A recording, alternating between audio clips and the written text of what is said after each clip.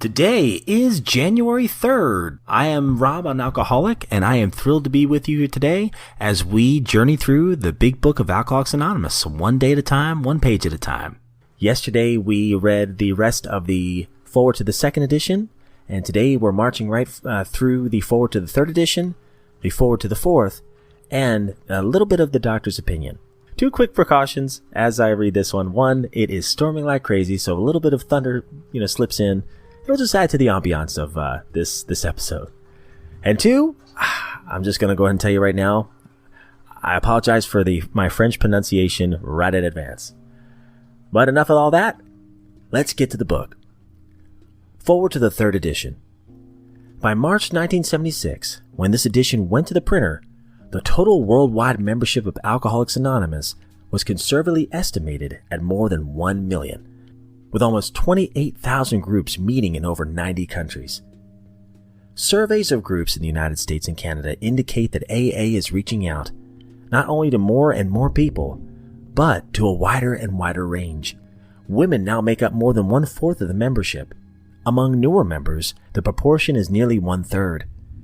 7% of the AAs surveyed are less than 30 years of age, and among them, many in their teens. The basic principles of the AA program, it appears, hold good for individuals with many different lifestyles, just as the program has brought recovery to those of many different nationalities.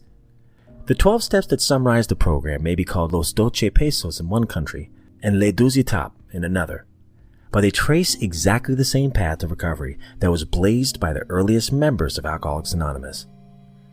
In spite of the great increase in the size and the span of this fellowship, at its core, it remains simple and personal. Each day, somewhere in the world, recovery begins when one alcoholic talks with another alcoholic, sharing experience, strength, and hope. That was written in the third edition, 1976. Now for the forward to the fourth edition. This fourth edition of Alcoholics Anonymous came off press in November 2001, at the start of a new millennium. Since the third edition was published in 1976, worldwide membership of AA has just about doubled to an estimated 2 million or more, with nearly 100,800 groups meeting in approximately 150 countries around the world.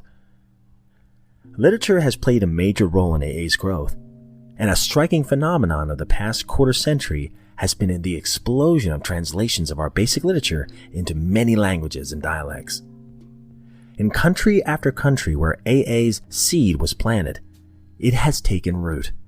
Slowly at first, and then growing by leaps and bounds when literature has become available. Currently, Alcoholics Anonymous has been translated into 43 languages.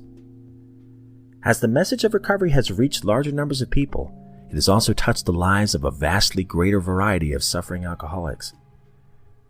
When the phrase, "we are people who normally would not mix," page 17 of this book, was written in 1939, it referred to a fellowship composed largely of men, and a few women, with quite similar social, ethnic, and economic backgrounds.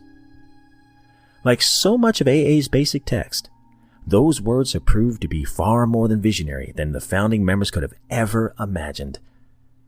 The stories added to this edition represent a membership whose characteristics of age, gender, race, and culture have widened and have deepened to encompass virtually everyone the first 100 members could have hoped to reach.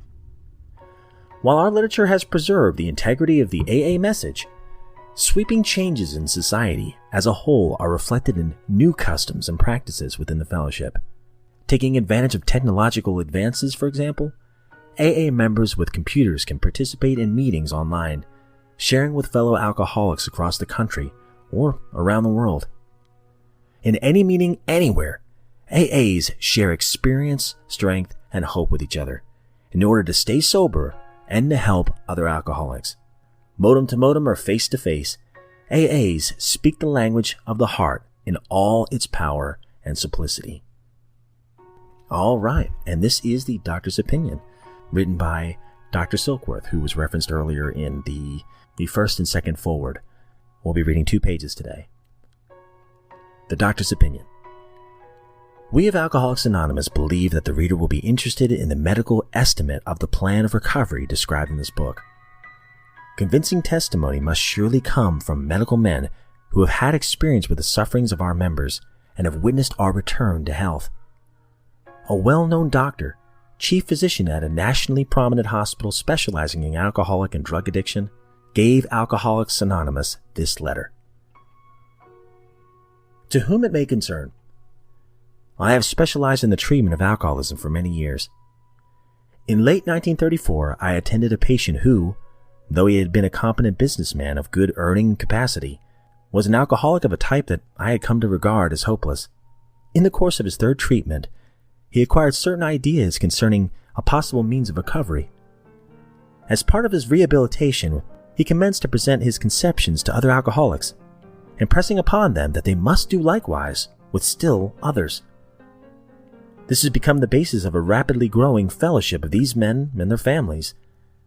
This man and over 100 others appear to have recovered.